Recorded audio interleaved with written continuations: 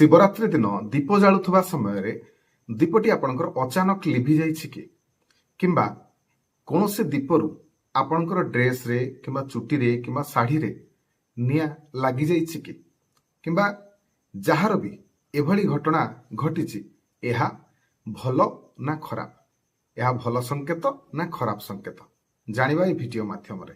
ଭିଡିଓଟିକୁ ଶେଷ ପର୍ଯ୍ୟନ୍ତ ଦେଖନ୍ତୁ, ନିଶ୍ଚିନ୍ତ ଭାବରେ ଆପଣଙ୍କୁ ଏ ଭିଡିଓଟି ଭଲ ଲାଗିବ। ନମସ୍କାର, ମୁଁ ମନୋଜ ଦାସ, ସ୍ୱାଗତ ଆପଣମାନଙ୍କୁ ଆଜିକାର এই ଭିଡିଓରେ। ମହାଶିବରାତ୍ରି ଦିନ ଆପଣମାନେ ସମସ୍ତେ ଦୀପ ଜାଳୁଥିବେ। ବହୁତ ଜଣ ଦୀପ ଜାଳିଛନ୍ତି ଏବଂ ତା ମଧ୍ୟରୁ ମୁଁ ମଧ୍ୟ ଦେଖିଛି କେତେ ଜଣ ଦୀପରୁ କିଛି ନା କିଛି ଛୋଟ ମୋଟ ଆକସ୍ମିକ ଦୁର୍ଘଟଣା ମାନ ଘଟିଛି।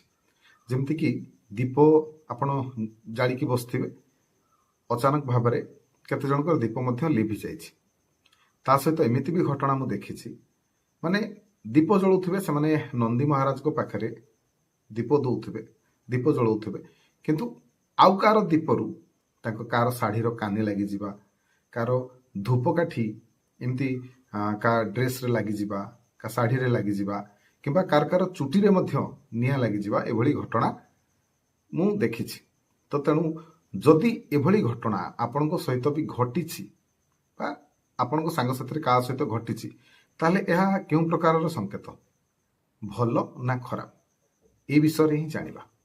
ତେବେ ଦେଖନ୍ତୁ, ପ୍ରଥମ କଥା, ଘଟଣା ଦୁର୍ଘଟଣା କେବେ ବି କୋଉଠି ବି କାହା ସହିତ ବି ଘଟିପାରିବ, ସେ କଥା ବଡ଼ ଜିନିଷ ନୁହଁ।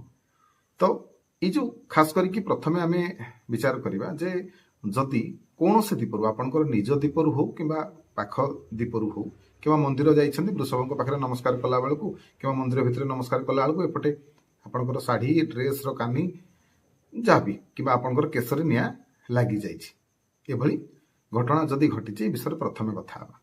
ଦେଖନ୍ତୁ, ପ୍ରଥମ କଥା, ଏଭଳି ଘଟଣା ଘଟିଲେ ଏତେ ବି ଆପଣଙ୍କୁ ଚିନ୍ତିତ ହେବାର ଆବଶ୍ୟକତା ନାହିଁ। ବାସ୍ ମହାଦେବଙ୍କୁ ବା ଯୋଉ ମନ୍ଦିର ଯାଇଛନ୍ତି ସେଠି ନିଶ୍ଚିନ୍ତ ଭାବରେ ଟିକେ କ୍ଷମା ପ୍ରାର୍ଥନା କରିବେ, ଠାକୁରଙ୍କୁ ଜଣେଇବେ ଯେ ଏଭଳି ଘଟଣା ଘଟିଗଲା, ପ୍ରଥମ କଥା। ଦ୍ୱିତୀୟ କଥା କ'ଣ କରିବେ ନା, ଯଦି ଆପଣ କିଛି ଖରାପ କର୍ମ କରିଛନ୍ତି ବା କରୁଛନ୍ତି, ଜାଣି ରଖନ୍ତୁ ଏହା, ଏଇ ଯୋଉ ସଂକେତଟି ଆପଣଙ୍କ ପାଇଁ ଗୋଟେ ଶିଖିଲା ଭଳି ଜିନିଷ, ବା ମହାଦେବ ଆପଣଙ୍କୁ ଜଣେଇ ଦେଲେ ଯେ କିଛି ନା କିଛି ଆପଣ ଖରାପ କର୍ମ କରିଛନ୍ତି, ଯାହାର ଏଇ ଜିନିଷଟି ଯୋଉ କରିକି ବାବା ମହାଦେବ ଆପଣଙ୍କୁ ସଂକେତ ଦେଇଦେଲେ ଯେ ସୁଧୁରି ଯାଅ ବୋଲି। ତାପରେ ଯଦି ଆପଣ କିଛିଟା ଏଭଳି କାମ କରିକି ମନ୍ଦିର ଆସିଥିବେ, ଧରନ୍ତୁ ଆପଣଙ୍କର ଡ୍ରେସ ହେଲା, ଶାଢ଼ୀ ହେଲା, ଯଦି ଅପବିତ୍ର ବି ଥିବ, ତାହେଲେ ବି ହୁଏତ ଏଭଳି ଆପଣଙ୍କ ସହିତ ବି ଏଥିପାଇଁ ବି ଘଟିତ ହେଇପାରେ। ତେଣୁ ଆପଣ କ'ଣ କର୍ମ କରିଛନ୍ତି, ଭଲ କର୍ମ କରିଛନ୍ତି କି ଖରାପ କର୍ମ କରିଛନ୍ତି, ସେ କଥା ତ ଆପଣ ନିଜେ ଜାଣନ୍ତି, ଆଉ ତ କେହି ଜାଣିନାହାନ୍ତି। କିନ୍ତୁ ଜାଣିଲା ବାଲା ତ ଜଣେ ଉପରେ ବସିଛି, ମହାଦେବ ଅଛନ୍ତି। ତେଣୁ ସିଏ ଆପଣଙ୍କର ସମସ୍ତ କର୍ମକୁ ଦେଖୁଛନ୍ତି। ତେଣୁ ହୁଏତ ଏଇ ଯୋଉ ସଂକେତଟି ଆପଣଙ୍କୁ, ଯଦି ଏଭଳି ଘଟଣା ଆପଣଙ୍କ ସହିତ ଘଟିଲା, ଆପଣଙ୍କର ଦୀପ ଲିଭିଯିବା ହଉ କିମ୍ବା ଆପଣଙ୍କର ଡ୍ରେସ ନିଆଁ ଲାଗିଯିବା ହଉ, ତାହେଲେ ଏଥିରୁ ଜାଣନ୍ତୁ ଯେ ହୁଏତ ଯଦି ଆପଣ ଖରାପ କର୍ମ କରିଛନ୍ତି, ତାହେଲେ ଏଇଟା ବାବା ସଂକେତ ଦେଇଦେଲେ ଯେ ସୁଧୁରି ଯାଅ, ନହେଲେ ଆଗକୁ ମଧ୍ୟ ଆହୁରି ବହୁତ କିଛି ଖରାପ ହୋଇପାରେ।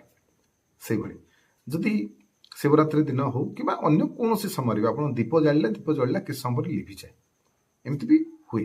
ଆଉ ଶିବରାତ୍ରି ଦିନ ବହୁତ ଜଣ ମଧ୍ୟ ମତେ ଆସିକି ପଚାରିଛନ୍ତି ଯେ ଆମ ମନ୍ଦିର ଯୋଉ ସମସ୍ତେ ଜଳଉଥିଲେ, ଦୀପ ଜଳଉଥିଲେ, ଆସିକି ପଚାରନ୍ତି ଯେ ନା ମୁଁ ଦୀପ ଲଗଉଥିଲି, ପୁଣି ମୋ ଦୀପଟି ଲିଭିଗଲା, କ'ଣ କରିବି, ଆଉଥରେ ଆପଣ ଟିକେ ଲଗେଇ ଦିଅନ୍ତୁ।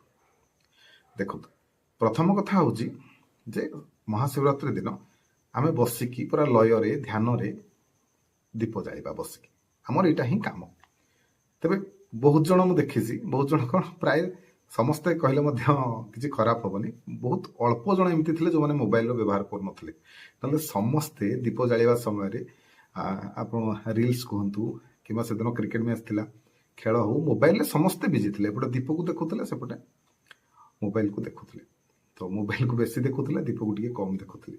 ତ ସେ ଯାହା ହଉ, ସମସ୍ତେ ଏଭଳି ପ୍ରାୟତଃ କରୁଥିଲେ। ବହୁତ କମ୍ ଜଣ ଥିଲେ, ଏମିତି ବି ବହୁତ କମ୍ ଜଣ ଥିଲେ ଯୋଉମାନେ ମୋବାଇଲ ଟୋଟାଲ ଧରି ନଥିଲେ, ଆଉ ବ୍ୟବହାର ହିଁ କରୁନଥିଲେ। କାହିଁକିନା ଯୋଉମାନେ ଉଜାଗର ହେଇକି, ପ୍ରାୟ ଲୋକ ତ ସବୁ ତ 10ଟା 11ଟା ପରେ ମହାଦୀପ ତ ଉଠିଗଲା, ସମସ୍ତେ ପଳେଇଲେ।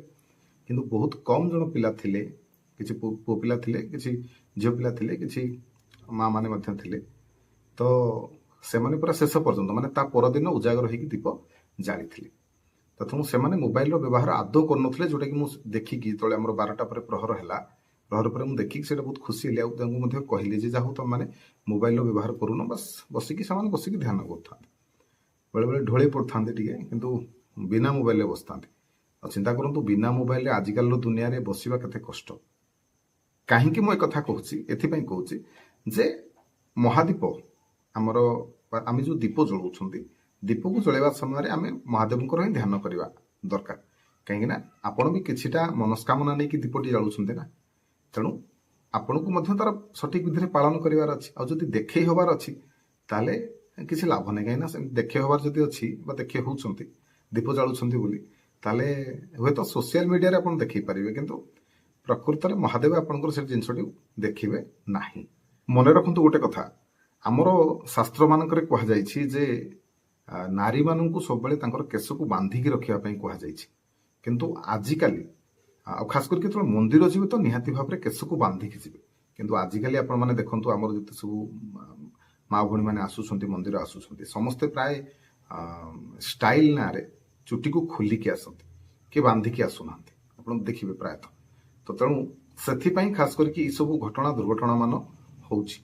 ଆଉ ଏଭଳି ଶାଢ଼ୀ ଆଉ ଆଜିକାଲି ଏଭଳି ଡ୍ରେସ୍ ସବୁ ପିନ୍ଧୁଛନ୍ତି ଯୋଉଥିରେ କି ଯଦି ମାନେ ପିଓର କଟନ ନୁହଁ ସେଗୁଡାକ। ତେଣୁ ଯଦି ବି କୋଉଠି ଟିକେ ପଡିଗଲା, ଯଦି ପିଓର କଟନ କି ଜିନିଷ ପିନ୍ଧିବେ ଦେଖିବେ ସେ ଶୀଘ୍ର ନିଆଁ ଧରିବେ ବି ନାହିଁ ସେଥିରେ। କିନ୍ତୁ ଆଜିକାଲି ଯୋଉ ସବୁ ପ୍ରକାର ଡ୍ରେସ୍ ପିନ୍ଧୁଛନ୍ତି, ପୋଷାକ ପିନ୍ଧୁଛନ୍ତି, ଟିକେ ହେଲେ ନିଆଁଟା ଅଧିକ ମାତ୍ରାରେ ଧରି ବି ଯାଉଛି। ତେଣୁ ପ୍ରଥମେ ତ ନିଜର ବେଶଭୂଷା ଉପରେ ନିହାତି ଭାବରେ ଧ୍ୟାନ ଦେବେ।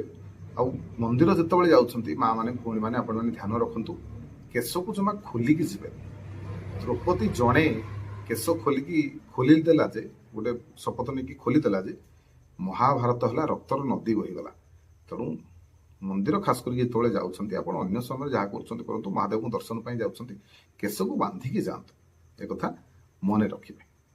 ତ ତେଣୁ ଦୀପ ଲିଭିବାର କାରଣ କଥା ଯଦି କହିବା, ସେଇ ଠିକ ଏଠି ମଧ୍ୟ ମୁଁ ସେଇ କଥାଟି କହିବି ଯେ ଯଦି ଆପଣଙ୍କର କର୍ମଫଳ ଖରାପ ଥିବ ନା ଆଜ୍ଞା, ଆପଣ ନିଜର ମଙ୍ଗଳ ପାଇଁ ଯେତେ ବି ଦୀପ ଜାଳନ୍ତୁ, ମହାଦେବ କେବେ ବି ସ୍ୱୀକାର କରିବେନି। ତେଣୁ ନିଜର କର୍ମକୁ ସୁଧାରନ୍ତୁ। ଯଦି ଆପଣଙ୍କର କର୍ମ ଠିକ ରହିବ, ଲୋକମାନଙ୍କୁ ସାହାଯ୍ୟ କରୁଛନ୍ତି, ଆପଣଙ୍କର କର୍ମ ଭଲ, ତାହେଲେ ନିଶ୍ଚିନ୍ତ ଭାବରେ ଆପଣ ଦୀପ ନ ଜାଳିଲେ ବି ମହାଦେବ ଆପଣଙ୍କର ଡାକ ଶୁଣିବେ। ଆପଣ ଯାହା ଯାହା ଇଚ୍ଛା କରୁଛନ୍ତି ନା, ନିଶ୍ଚିନ୍ତ ଭାବରେ ପାଇବେ। କିନ୍ତୁ ତା ମାନେ ନୁହଁ ଯେ ଆମେ ଦୀପ ଜାଳିବାନି।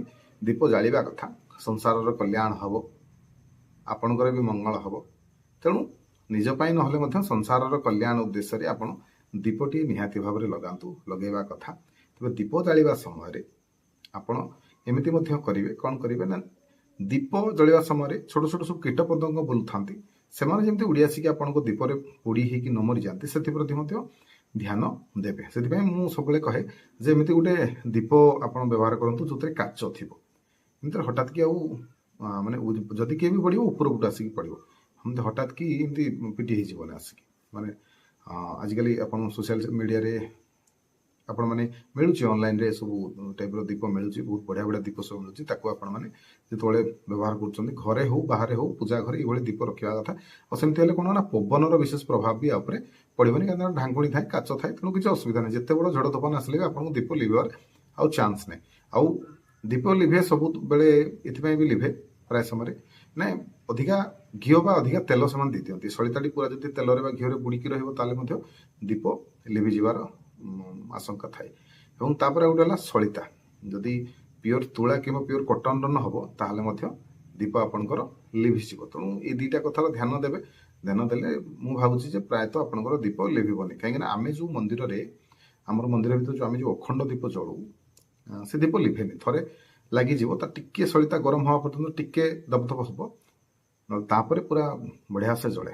ଆମର ଯୋଉ ଅଖଣ୍ଡଟି 2 ଦିନ ପର୍ଯ୍ୟନ୍ତ ଜଳେ ମନ୍ଦିରରେ, ତ ପୂର୍ବ ଦିନ ଶିବରାତ୍ରି, ମହାଶିବରାତ୍ରି ପୂର୍ବ ଦିନରୁ ଜଳେ, ଆଉ ତା ପରଦିନ ପର୍ଯ୍ୟନ୍ତ ପୁରା ଜଳୁଥାଏ। ତେଣୁ ସିଏ ଆଉ ଲିଭେନି। ତ ତେଣୁ ଆପଣଙ୍କ ଦୀପ କାହିଁକି ଲିଭିବ?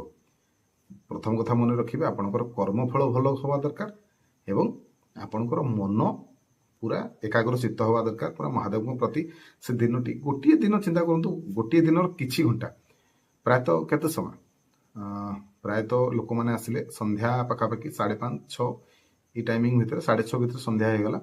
ସେଇ ସନ୍ଧ୍ୟାରୁ ପାଖାପାଖି 10ଟା 15 10:30 ଭିତରେ ଆମର ମହାଦୀପ ଉଠିଲା। ସେତିକି ସମୟ କେତେ ଘଣ୍ଟା 3-4 ଘଣ୍ଟାର ସମୟ 3-4 ଘଣ୍ଟାର ସମୟ ଯଦି ଆପଣ ମହାଦେବଙ୍କ ପାଇଁ ଦେଇପାରୁନାହାନ୍ତି ଚିନ୍ତା କରନ୍ତୁ ଆପଣ ଯୋଉଟା ମାଗୁଛନ୍ତି ସାରା ଲାଇଫ ପାଇଁ ମାଗୁଛନ୍ତି ଆପଣଙ୍କର ପୁରା ଜୀବନ ପାଇଁ ମାଗୁଛନ୍ତି କାହା ସହିତ ବାହାଘର ମାଗୁଥିବେ କିଏ ଚାକିରି ମାଗୁଥିବ କିଏ କିଛି ବି ଆପଣ ଲାଇଫ ପାଇଁ ମାଗୁଛନ୍ତି କିନ୍ତୁ ଆପଣ ଲାଇଫର କିଛି ଘଣ୍ଟା ଦେଇପାରୁନାହାନ୍ତି କିଛି ମୁହୂର୍ତ୍ତ ଦେଇପାରୁନାହାନ୍ତି ମହାଦେବଙ୍କ ପାଇଁ ଆପଣଙ୍କ ପାଇଁ ଖାଲି ମହାଦେବଙ୍କୁ ଧ୍ୟାନରେ ବସିବେ ଦୀପଟିଏ ଜାଳିବେ ଧ୍ୟାନରେ ବସିବେ ସେତିକି ଆମେ କରିପାରୁନାହାନ୍ତି କେହି କରିପାରୁନାହାନ୍ତି ମୋବାଇଲଟା ନିହାତି ଭାବରେ ସମସ୍ତଙ୍କର ଦରକାର ହଉଛି କାହିଁକିନା ମୋବାଇଲ ଦେଖିବାଟା ହିଁ ଖରାପ ନୁହଁ କିନ୍ତୁ ଆପଣ ମୋବାଇଲ ଦେଖିଲେ କଣ କି ଆପଣ ଅନ୍ୟମନସ୍କ ହେବେ ଆପଣଙ୍କର ଯୋଉ ଡେଡିକେସନଟା ସେଟା କମିଯିବ ମୋବାଇଲ ପ୍ରତି ଅଧିକା ହବ ତେଣୁ ଯଦି ବି ଆପଣଙ୍କର ଇସ୍ ମହାଶିବରାତ୍ରି ଦିନ କିମ୍ବା କେତେବେଳେ ବି ଦୀପ ଜାଳିବା ସମୟରେ ଆପଣ କୌଣସି ନା କୌଣସି ଦୁର୍ଘଟଣାର ଶିକାର ହେଇଛନ୍ତି ତାହେଲେ ବ୍ୟସ୍ତ ହେବେନି ବାବାଙ୍କୁ ହିଁ କ୍ଷମା ମାଗିବେ ମହାଦେବଙ୍କୁ ଜଣେଇବେ ଯାହା ବି ଆପଣଙ୍କ ଦ୍ୱାରା ଭୁଲ ହେଇଛି ସେ ସବୁ ନିଜେ ଦୋଷ ସ୍ୱୀକାର କରିବେ କାହାକୁ ଜଣେଇବା ଦରକାର ନାହିଁ ନିଜ ମନରେ ନିଜେ ମାନି ଯାଆନ୍ତୁ ଯେ କଣ ଆପଣଙ୍କ ଦ୍ୱାରା ଭୁଲ ହେଇଛି ମହାଦେବଙ୍କୁ ଜଣେଇଦେବେ ମହାଦେବ ନିଶ୍ଚିନ୍ତ ଭାବରେ ଆପଣଙ୍କୁ କ୍ଷମା କରିଦେବେ ଆଉ ଆଗାମୀ ଥର ବା ନେକ୍ସଟ ଟାଇମ ଆଉ ଯେମିତି ଆପଣଙ୍କର ଏସବୁ ଭୁଲ ନ ହୁଏ ସେଥିପ୍ରତି ନିହାତି ଭାବରେ ଧ୍ୟାନ ଦେବେ ଆଶା କରୁଛି ଭିଡ଼ିଓଟି ଆପଣମାନଙ୍କୁ ଭଲ ଲାଗିଥିବ ଭିଡ଼ିଓ ଭଲ ଲାଗିଥିଲେ ଭିଡ଼ିଓକୁ ଲାଇକ୍ କରିବେ ସେୟାର କରିବେ ଚ୍ୟାନେଲକୁ ସବସ୍କ୍ରାଇବ କରିବାକୁ ଅନୁରୋଧ ରହିଲି ଜୟ ଜଗନ୍ନାଥ ଜୟ ଶିବ ଶମ୍ଭୁ।